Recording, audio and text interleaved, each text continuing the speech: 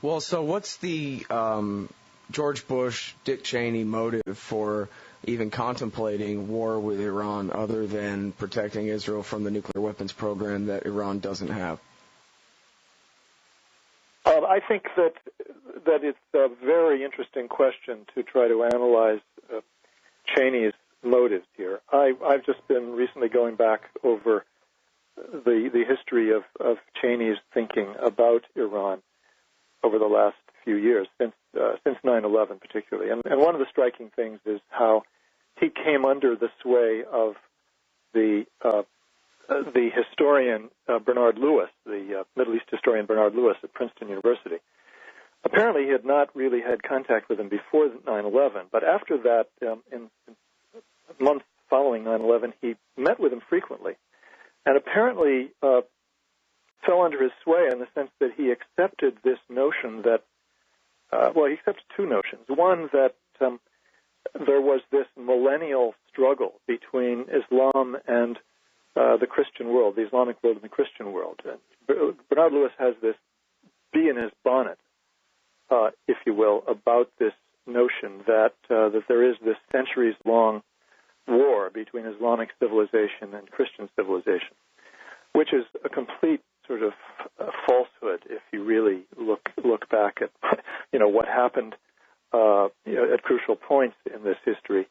This is what they call in advertising glittering generalities. Yes, it's a vast oversimplification and obviously one that seriously skews understanding in the direction of an anti-Islam policy. But that is what I think one of the things that happened to Cheney. And the other thing is that Lewis apparently played into an existing Cheney, very strong, very powerful Cheney notion, which was that we have to assert ourselves. We have to show how powerful we are. We have to impress the Arab world, or the Arab and Islamic worlds, if you will, with our power in the Middle East. So he rang that bell in Cheney's head. And after this series of meetings, apparently Cheney was sufficiently different in his thinking that Brent Scowcroft told Jeffrey Goldberg in an interview that was published in the New Yorker that Cheney had changed so much that he now no longer recognized him. He no longer knew the Cheney he'd known before. So something did happen. Cheney went over a line and became an extremist, not just on Iran, but more I think more generally became an extremist on the whole notion that the United States had to be a militarily more aggressive power to impress the Arab world and the Islamic world, meaning Iran. So that was a very powerful change in his whole demeanor, and I think that's why he then hired David Wormser as his Middle East his advisor, and Wormser, of course, was an avowed advocate of using military force against regimes who the United States felt were not in line with our interests, and particularly, of course, Syria, and primarily Syria and secondarily Iran. So those two things, I think, help to at least give some clue as to Cheney's motivation. Of course, Israel's part of this. He's inclined to believe the notion that Iran is a threat, an existential threat to Israel.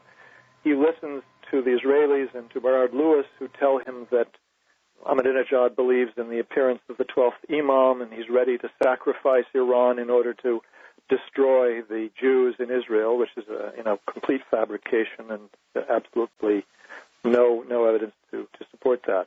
But that's the kind of thinking that I think he's now prone to embracing. Well, and so there's always kind of been the question, I'm sorry, I asked you for 15 minutes. Let me ask you one more thing. Is that all right? Sure. Always in the background of the idea of bombing the hell out of Iran from the sky has also been regime change. But the question has always kind of been, how could anybody ever get a regime change in Iran? And it ain't 53 anymore, and it's not like the Mujahideen al-Khalq are going to be able to assassinate the Ayatollahs and take over the place from within or something like that.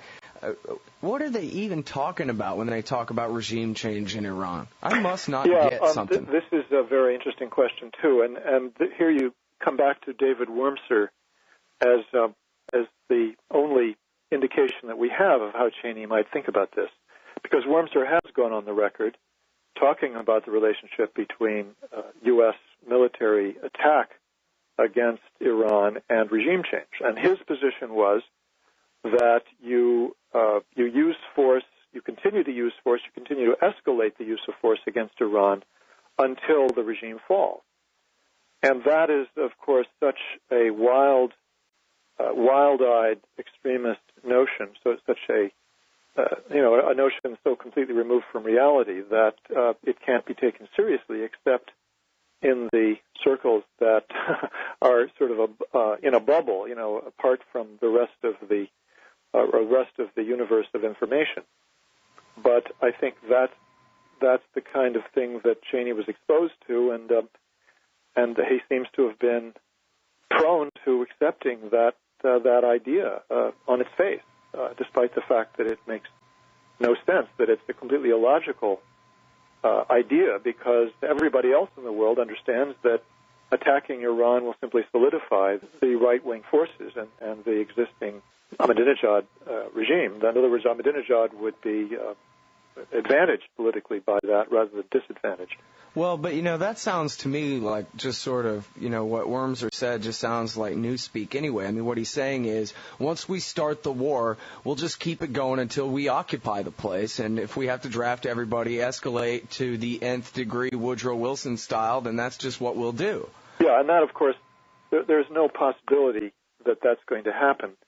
I mean, even Cheney does not believe that the United States is going to occupy Iran. If you listen to Liz Cheney, who is really kind of somebody who only talks her father's line, and, the only thing she ever says is what her father tells her, even she does not suggest that ground forces in Iran is a possibility.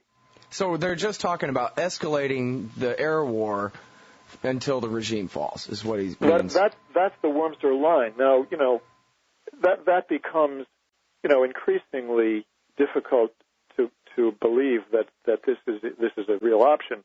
For one thing, this administration is not even going to be around, and Cheney's not going to be in the White House, and he knows that surely that it's very unlikely that a future administration is going to continue to bomb Iran over and over again until the regime changes.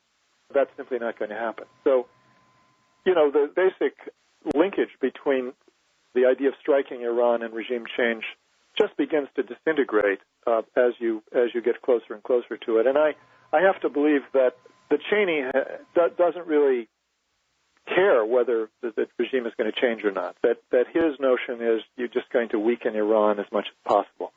Okay, so he's at least abandoned that much of the plan. That's my suspicion. Wormser's gone now. He's left. Right. He's left the administration. Wormser, by the way, he's the guy that wrote The Clean Break, a new strategy for securing the realm for Benjamin Netanyahu in '96 that promoted all this regime change stuff. That's right, and I think a lot of that begins to fall away during 2007 and into 2008. And what's left is a desperate effort to just do something to hit Iran. Yeah, well, let's hope, I don't know, that somebody can stop them. Well, we have some hope, but certainly not as much as we had last year when Admiral Fallon was still in place in CENTCOM. And of course, the danger is that Petraeus, when he takes over at CENTCOM around September 1st, is in a position to collude with Israel to carry out a strike. That's the thing that I'm most worried about at this point.